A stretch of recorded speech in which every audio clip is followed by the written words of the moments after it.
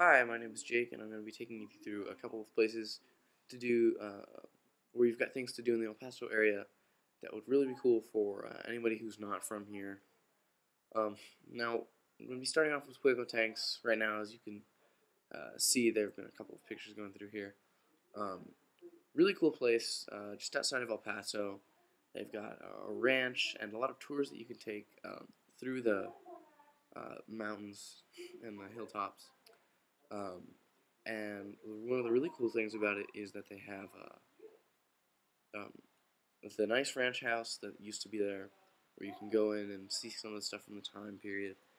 And they also have pictogram tours where you can see old Native American pictograms on the rocks, which are really representative of some of the historic culture of the area. And so it would be nice for someone to see that and get a little bit of background, or see a little bit of the culture from previously, not necessarily what's going on right now. It's really cool. They're preserved pretty well. Great tours, lots of stuff to see. It was really fun. Yeah, so this is Fuego Tanks, and here are a couple more pictures. And you can make the most of the hike no matter what age. My grandparents were there. There were a couple parts on the tour we took specifically that required a little bit of rock climbing that they couldn't do, but great for all ages.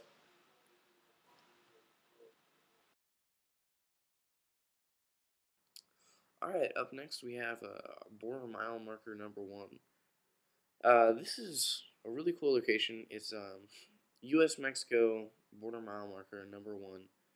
So these are the mile markers, these white pillars that run from El Paso, and they run west all the way out from here in a straight line, west all the way up to the tip of California, and mark the border.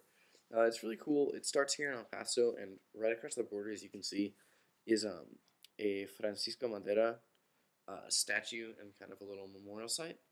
And what was really cool about when I went out there and got to go see this was that um, it was a celebration of Francisco Madera and the stuff that he did.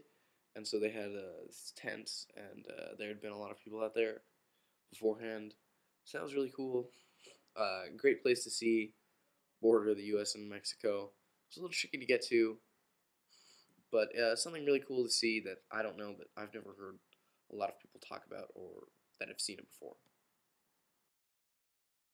Up next, we've got the Weiler Aerial Tram, or Aerial Tramway, which runs, it's most of the time out of the week.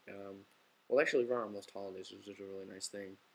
It's part of the Franklin Mountain State Parks, and it takes you to Ranger Peak on Franklin Mountain. Really, really cool ride. The gondola crosses about 2,600 feet of steel cable to get up there. Fun ride. You can see, once you get up to the top, you see really all of El Paso. And from up there, there are actually a couple of hiking trails that you can start from Ranger Peak, which is a really cool thing. So you go up there, you can see all of El Paso. It's nice that they're open on the holidays. So during Christmas, you can see the lights.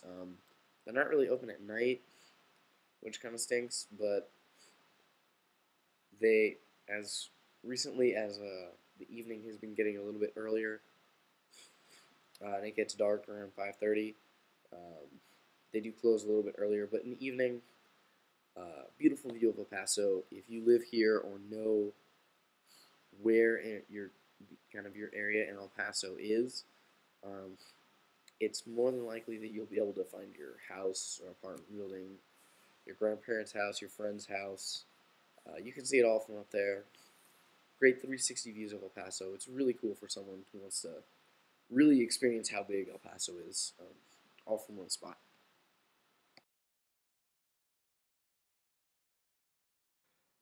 Now we have the Plaza Theater, which is a very historic location in El Paso, built in the 1920s, one of the largest theaters of its time.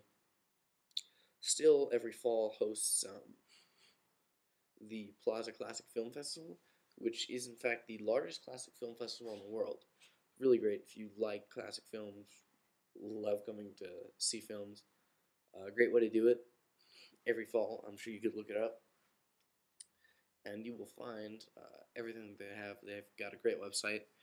The building was going to be torn down after it kind of lost money and went out of business in the 50s, but then thanks to the El Paso Community Foundation, as of July 30th, 2002, they had officially begun the rebuilding, and now it's just an amazing facility with a new theater. Last but not least, we have the Camino Real Hotel, which is not a really old building. Well, it does have historical value from downtown El Paso. Excuse me. A wonderful building. The Dome Bar is a great restaurant and bar in there, where right now we'll have the El Paso Youth Jazz Ensemble playing stuff for you. But it's right across the street from the plaza, downtown El Paso. Plenty of other historical sites you can go to, and I'll leave you with this.